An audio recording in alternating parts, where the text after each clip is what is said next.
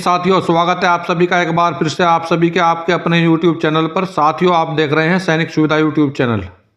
साथियों, अगर आप भी सैनिक या पूर्व सैनिक हैं तो आज का वीडियो आप सभी के लिए बहुत महत्वपूर्ण होने वाला है, क्योंकि साथियों आज के वीडियो में ऐसे मुद्दे पर बात होगी जो मुद्दे हमारे सैनिक और पूर्व सैनिकों के लिए बहुत ज़्यादा महत्वपूर्ण मुद्दे हैं। तो क्या रहेंगे आज के मुद्दे?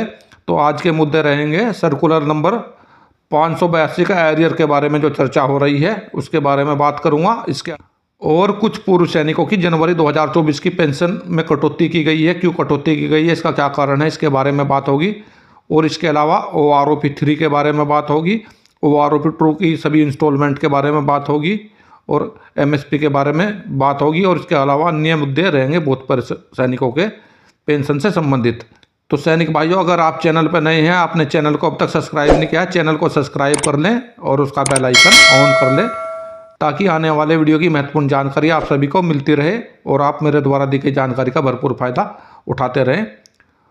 और सैनिक भाइयों, वीडियो में आगे बढ़ने से पहले आप लोगों से गुजारिश करना चाहूँगा, वीडियो को अंत तक देखें, बीच में स्किप ना करें। अगर आप वीडियो को बीच में स्किप कर देते हैं तो बहुत महत्वपूर्ण जानकारी से वंचित रह जाते हैं। चलिए वीडियो को शुरू करते हैं विस्तार से।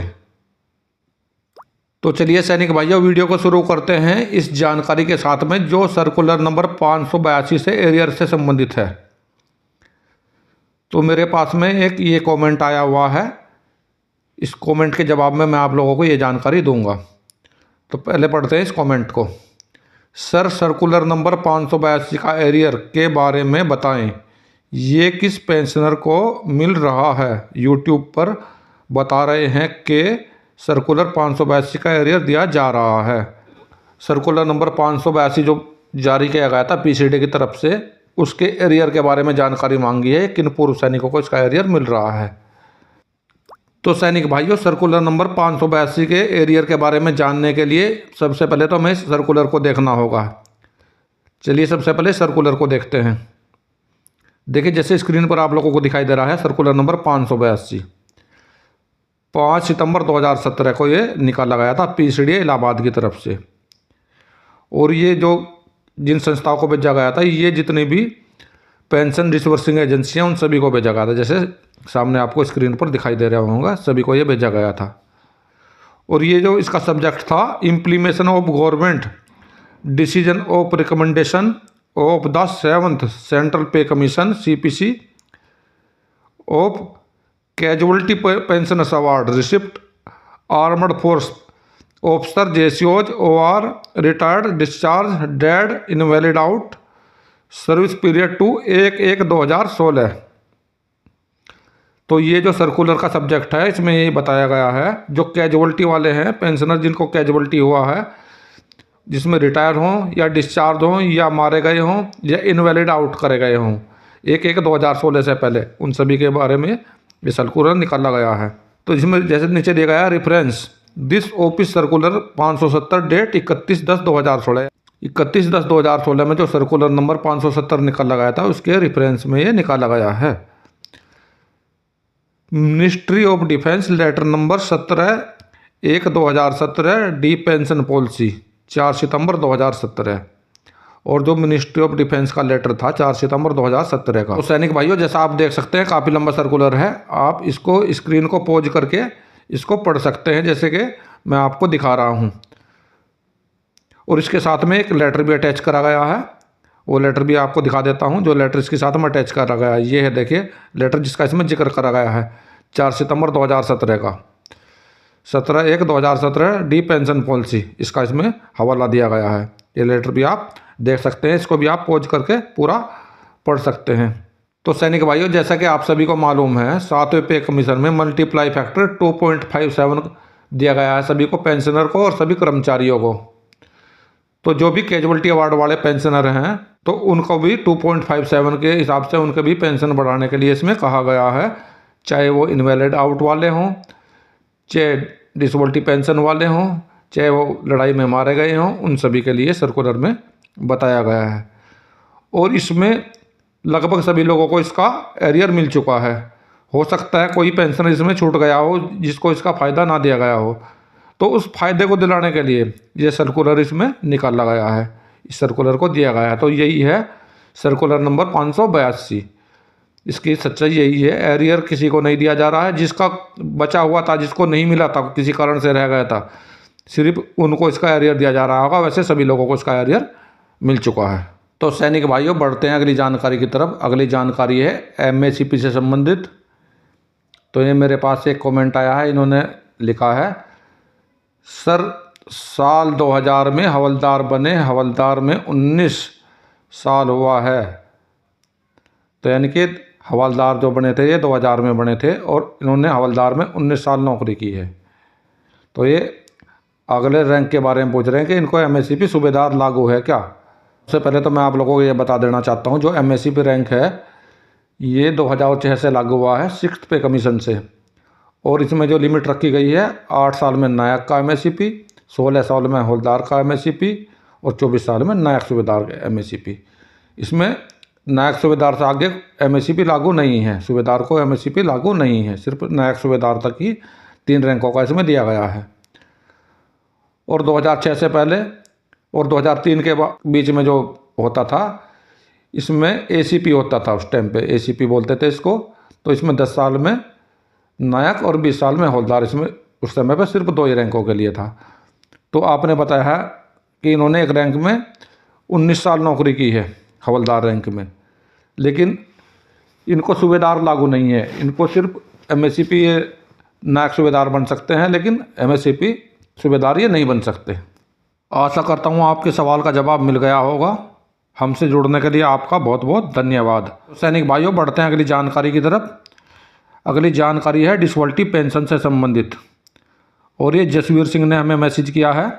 इन्होंने क्या लिखा है, सर मैं 12 साल हुई है नौकरी, कैटेगरी P2 परमानेंट हूँ।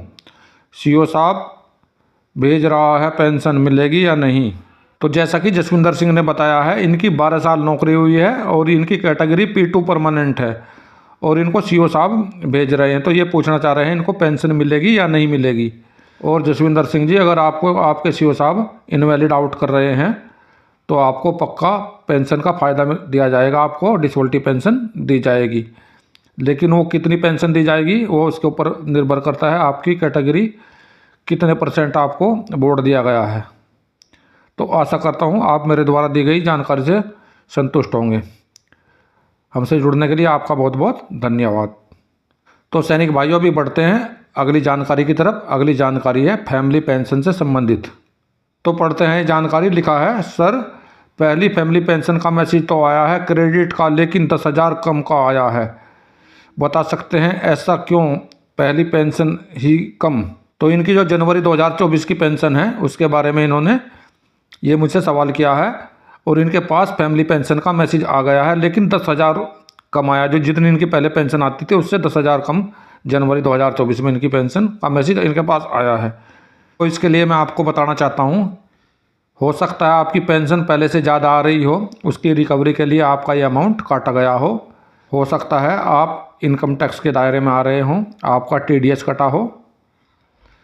तो ये अगर आप इस पर्स पे हैं तो आप इस पर्स पे जब आपकी पेंशन आ जाएगी उसके बारे में आपकी पूरी डिटेल वहाँ पे दिखाई दे जाएंगी, आपका किस चीज़ का अमाउंट कटा है।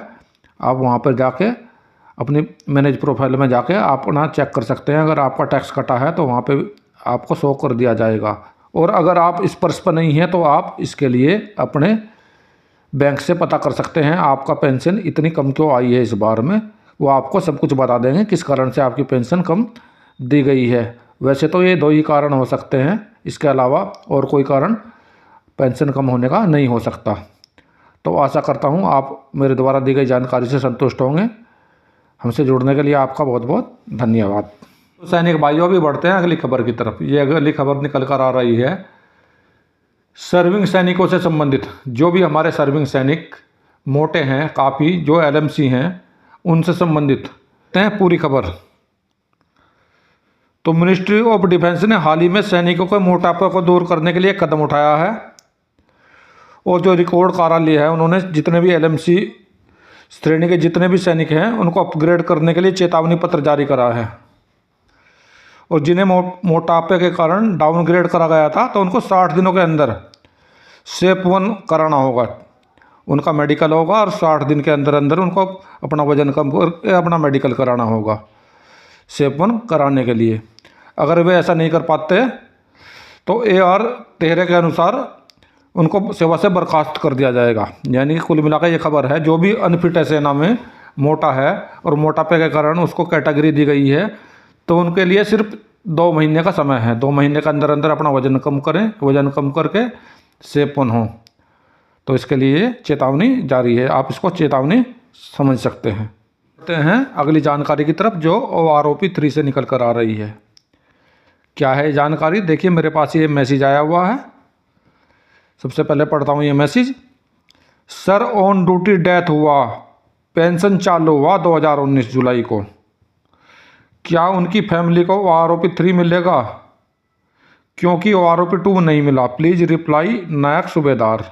तो इन्होंने अपने मैसेज में यही कहा, जो इनकी डेथ हुई है, ऑन ड्यूटी हुई है और इनकी पेंशन जो चालू हुई है जुलाई 2019 में हुई है, और इनको OROP 2 का फ़ायदा नहीं मिला है, लेकिन इनको OROP 3 का फ़ायदा मिलेगा या नहीं मिलेगा, यही ये पूछना चाहते हैं।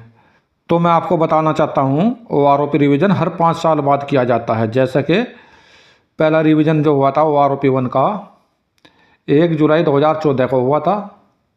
दूसरा रिवीजन जो है 1 जुलाई 2019 से लागू था, और तीसरा रिवीजन 1 जुलाई 2024 से लागू होगा। जैसे कि 5-5 साल का इनमें आप लोगों को अंतर दिखाई दे रहा होगा। और आप जो पेंशन आए हैं जुलाई 2019 में आए हैं, तो दूसरा रिवीजन जो था जुलाई 2019 से पहले वालों को लागू था, लेकिन जुलाई 2019 से लेके और जुलाई 2024 तक आपको 5 साल हो जाएंगे, इसलिए आपको OROP 3 पक्का लागू हो जाएगा, आपको OROP 3 का बेनिफिट दिया जाएगा। तो आशा करता हूँ आप लोगों को मेरे द्वारा बताई गई बात समझ में आ गई होगी। हमसे जुड़ने के लिए आपका बहुत बहुत धन्यवाद। तो सैनिक भाइयों, आज के वीडियो में यही थी मेरे द्वारा दी गई छोटी छोटी जानकारियाँ। अगर आपकी भी कोई समस्या है, आपको भी पेंशन से संबंधित कोई सवाल है, तो आप मुझे कमेंट कर सकते हैं, और मेरे द्वारा इसी प्रकार की अन्य छोटी छोटी जानकारी आपको समय समय पर दी जाती है। अगर आप लोगों को मेरे द्वारा दी गई जानकारी अच्छी लगी है तो मेरे वीडियो को लाइक करें, चैनल को सब्सक्राइब करें, साथियों में शेयर करें। मिलता हूँ अगली वीडियो में इसी प्रकार की अन्य महत्वपूर्ण जानकारी के साथ। वीडियो देखने के लिए धन्यवाद दोस्तों। जय हिंद, वंदे मातरम।